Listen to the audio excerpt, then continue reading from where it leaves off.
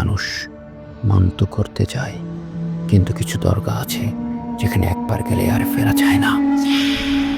আজ আমরা শুনবো এমন এক দরগার গল্প, যা শত বছর ধরে অভিশপ্ত, যেখানে নামাজ পড়তে গিয়ে মানুষ হারিয়ে গেছে আর ফিরে এসেছে শুধু এক শূন্য খবর।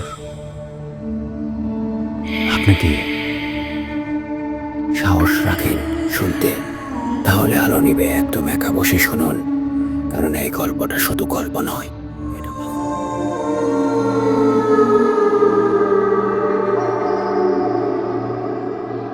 ঘটনার শুরু বাংলাদেশের এক প্রত্যন্ত গ্রামে ছিল এক পুরনো দরগা। সবাই বলতো এই দরগাতে এক সময় একজন পীর সাহেব থাকতেন, যিনি অলৌকিক ক্ষমতা নিয়ে জন্মেছিলেন।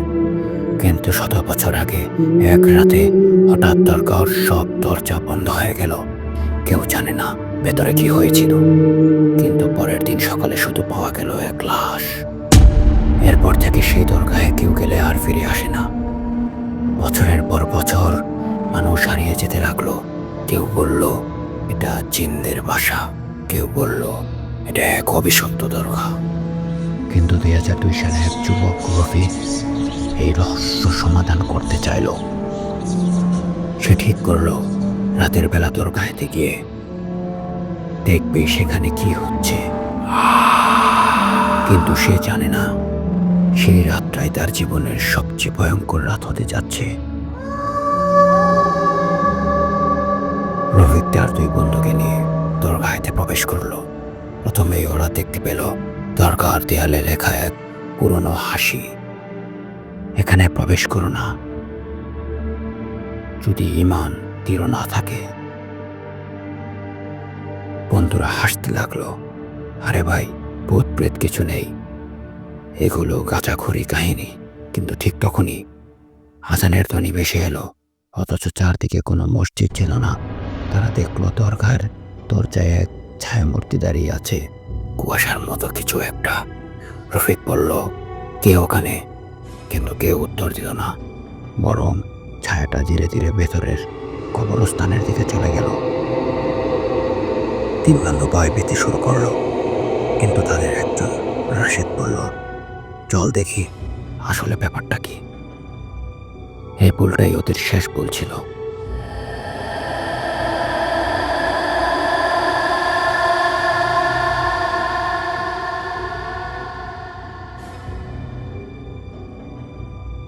রাত তখন 2টা।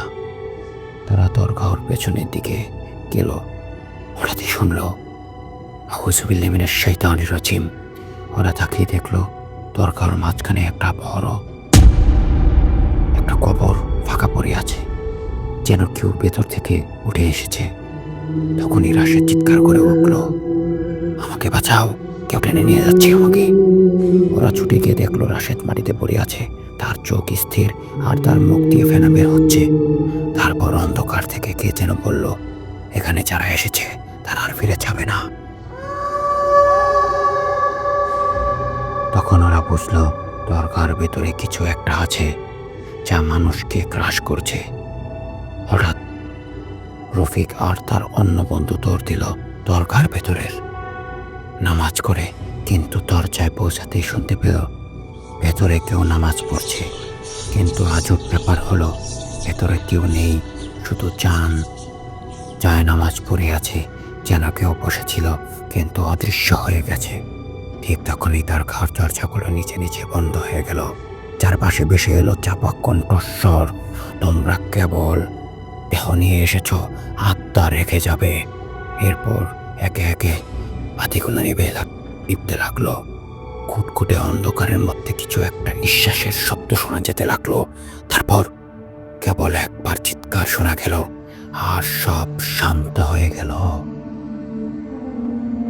পরের দিন সকালে গ্রামবাসীরা এসে দেখলো দরগার দরজার সামনে কেবল একজন পড়ে আছে, রফিক। তার মুখ থমথমে, সে শুধু একটাই কথা বলছে, ওরা আমাকে ছাড়লো, কিন্তু আমার বন্ধুরা আর ফিরবে না। কিন্তু সবচেয়ে ভয়ঙ্কর ব্যাপার হলো, দরগার ভেতরে খোঁজ নিয়ে দেখা গেল 2 জনের কাপড়, মোবাইল আর ঘড়ি পড়ে আছে, কিন্তু তাদের শরীর কোথাও নেই। তবে সেই রাতের পর থেকে দরগার ভেতরে রাতে যদি কেউ যায় তবে সে শুনতে পায় সেখানে এখনো কেউ নামাজ পড়ছে। তবে যদি সে ভেতরে ঢুকে দেখে তাহলে হয়তো সেও আর কোনোদিন ফিরবে না।